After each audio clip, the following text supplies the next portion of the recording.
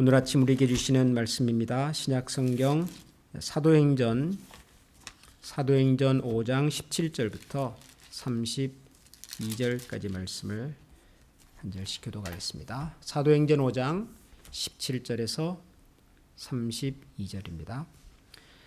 대제사장과 그와 함께 있는 사람 즉 사두개인의 당파가 다 마음의 시기가 가득하여 일어나서 사도들을 잡아다가 옥에 가두었더니 주의 사자가 밤에 옥문을 열고 끌어내어 이르되 가서 성전에 서서 이 생명의 말씀을 다 백성에게 말하라 하며 그들이 듣고 새벽에 성전에 들어가서 가르치더니 대제사장과 그와 함께 있는 사람들이 와서 공회와 이스라엘 족속의 원로들을 다 모으고 사람을 옥에 보내어 사도들을 잡아오라 하니 부하들이 가서 옥에서 사도들을 보지 못하고 돌아와 이르되 우리가 보니 옥은 든든하게 잠기고 지키는 사람들이 문에 서 있으되 문을 열고 본즉 그 안에는 한 사람도 없더이다 하니 성전 맡은 자와 제사장들이 이 말을 듣고 의혹하여 이 일이 어찌 될까 하더니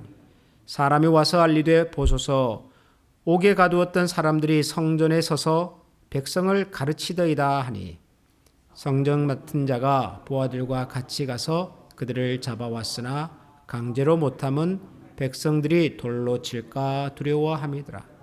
그들은 끌어다가 공회 앞에 세우니 대제사장이 물어 이르되 우리가 이 이름으로 사람을 가르치지 말라고 언급하였으되 너희가 너희 가르침을 예루살렘에 가득하게 하니 이 사람의 피를 우리에게로 돌리고자 함이로다.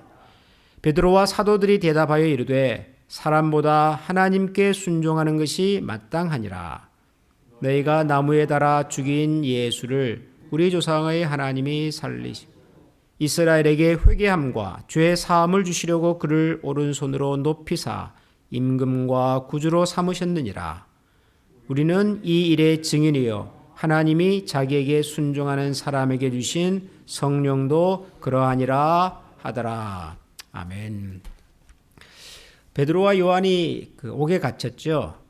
성전 미문에 앉아있던 그 걷지 못한 사람을 이제 고쳐준 일로 사람들이 막 베드로 요한을 찾아와서 묻고 또 베드로와 요한은 우리가 마치 그런 기적을 행한 사람인 것처럼 왜 우리를 주목하느냐.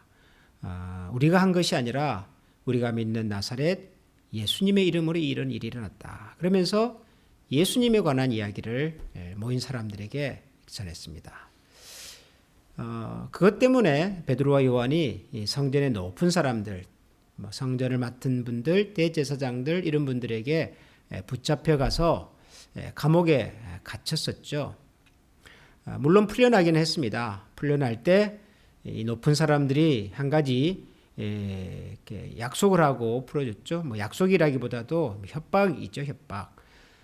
풀어는 주는데 나가거든 예수의 이름으로는 아무 말도 하지 말아라. 예수의 이름 전하는 일을 중단해야 한다. 그러고 보내줬는데 이 베드로와 요한이 그럴 수가 없는 거죠. 나가서 역시 예수 그리스도 이름으로 복음을 전하고 또 많은 기적을 이적을 베푸는 일이 일어났습니다. 그래서 대제사장과 또 이 높은 사람들이 베드로 요한을 또 잡아왔습니다. 이번에는 단단히 뭔가 좀 벌을 줘야 되겠다는 생각을 하고 또 잡아와서 감옥에다가 가두었죠. 그리고는 이제 아주 높은 사람들, 공회와 이스라엘 족속의 원로들을 다 모으고 이제 큰 모임을 만들어 놓고 소위 인민재판 비슷한 거죠. 사람들을 많이 모아놓고 이제 그 앞에서 베드로와 요한을 신문하려고 사람을 감옥에 보냈습니다. 감옥에 베드로와 요한을 데려간 사람들이 도착을 해보니까 감옥에 사람이 없는 거죠. 베드로와 요한이 감옥에 없습니다. 그래서 감옥에 간 사람들이 돌아와서 감옥에 보니 베드로와 요한이 없습니다. 그러고 있는데 누가 와서 무슨 얘기를 하냐 그러면은 감옥에 있는 줄 알았던 베드로와 요한이 지금 성전에서 사람들에게 또 예수의 이름을 전하고 있습니다. 그런 얘기를 하는 거죠. 당황한 제사장과 또 높은 성전의 관리들이 성전에서 다시 복음을 전하던 베드로 요한을 잡아왔습니다. 그리고는 아주 엄하게 묻습니다. 이렇게 말을 하죠. 28절을 보면 우리가 이 이름으로 사람을 가르치지 말라고 언급하였으되 너희가 너희 가르침을 예루살렘에 가득하게 하니 이 사람의 피를 우리에게 돌리고자 함이로다. 이 이름으로, 예수님의 이름이죠.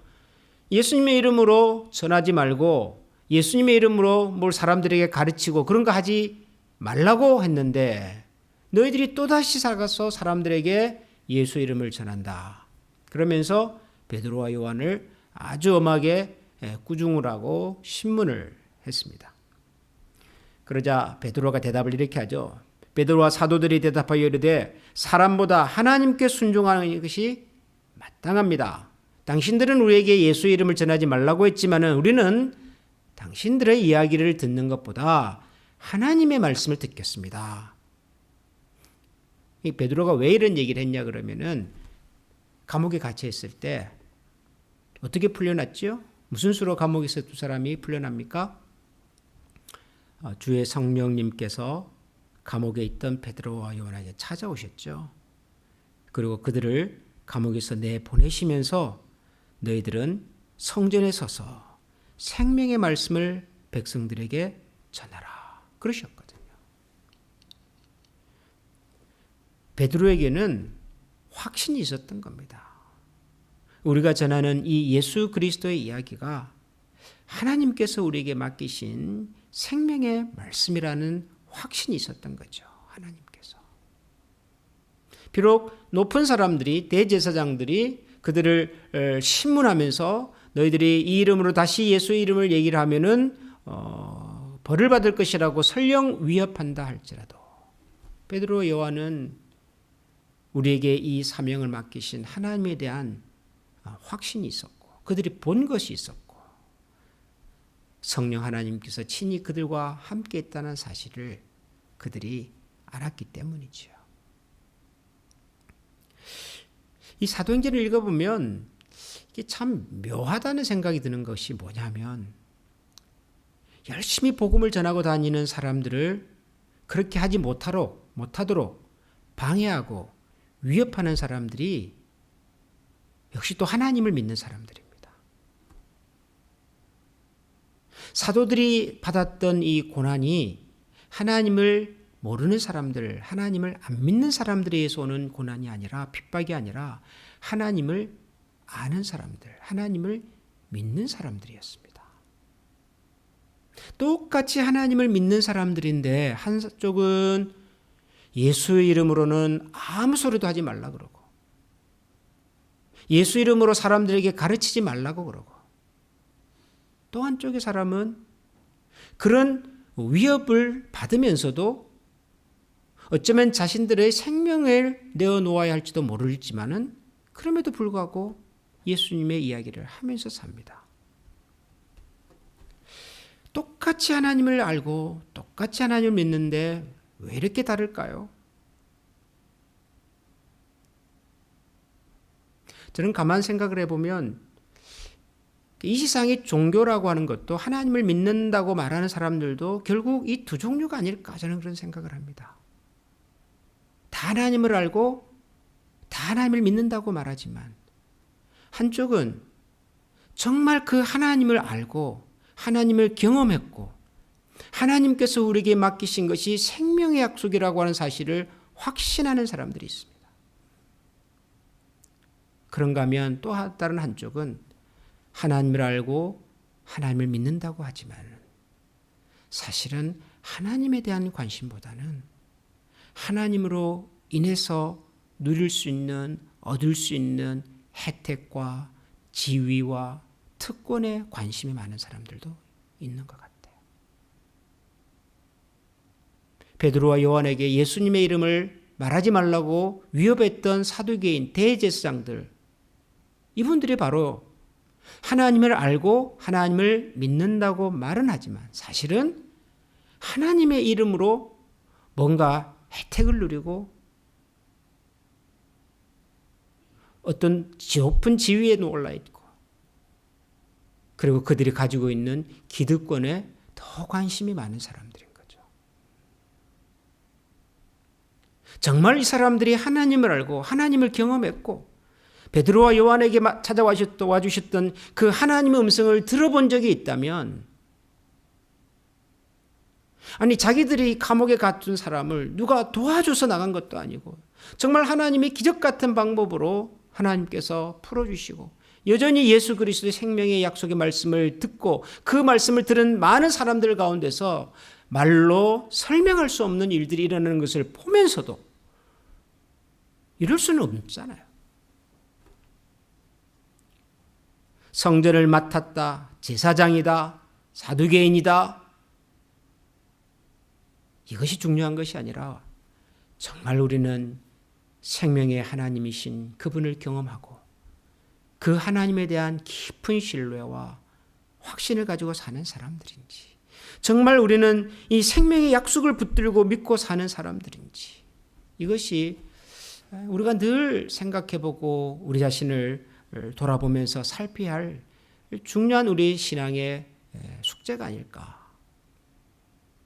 베드로와 요한이 무슨 제사장들보다 더 많이 배우기를 했겠습니까? 무슨 사회적으로 힘이 더 많기를 하겠습니까?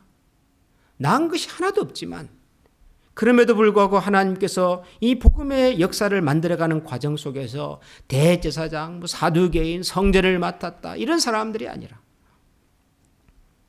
예수 그리스도에 대한 증인으로서의 삶을 살고자 하는 의지와 결심을 가지고 지금도 살아계신 하나님을 만나고 그분의 숨결을 느끼고 그분의 손을 붙잡고 그분의 음성과 생명의 말씀을 가슴에 담고 살아가는 베드로, 요한, 초대교회의 이름 없는 성도들을 통하여 하나님의 크신 일들을 이루어 주셨음을 다시 한번 기억합니다.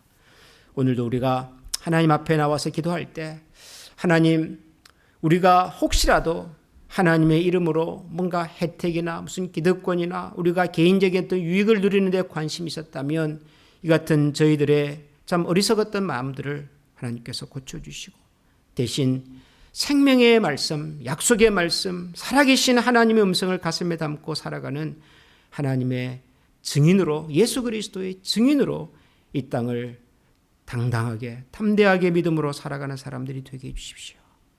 그런 중심으로 같이 기도할 수 있기를 소원합니다. 우리 다 같이 기도하겠습니다. 하나님 감사합니다. 오늘도 이 새벽에 저희들에게 베드로와 요한의 증거와 또 그들을 위협하는 위협 속에서도 굴하지 아니하고 생명의 말씀을 담대히 전하고 살았던 제자들의 모습을 봅니다. 하나님, 저들이 뭔가를 많이 배워서가 아니라, 알아서가 아니라, 힘과 능력이 있어서가 아니라 하나님에 대한 신뢰와 그들에게 나타나서 말씀하시는 하나님의 음성을 생생하게 들었던 삶의 고백과 경험들이 어떤 위기와 위협 속에서도 예수 그리스도의 증인으로 사는 삶을 포기하지 않게 하였습니다. 하나님, 저희들에게도 이와 같은 용기와 담대함을 허락하여 주시옵소서. 하나님을 알고 하나님을 믿는다고 하는 것을 말로가 아니라 실제로 우리들의 삶 속에서 능력으로 드러내 보일 수 있는 신실한 하나님의 사람들이 되게 하여 주시옵소서.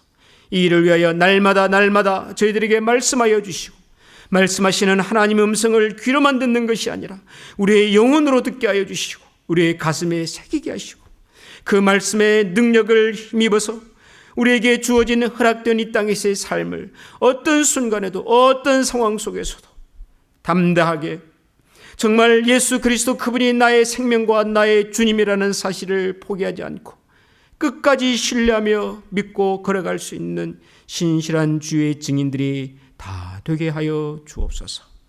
우리 구주 예수 그리스도 이름으로 기도합니다.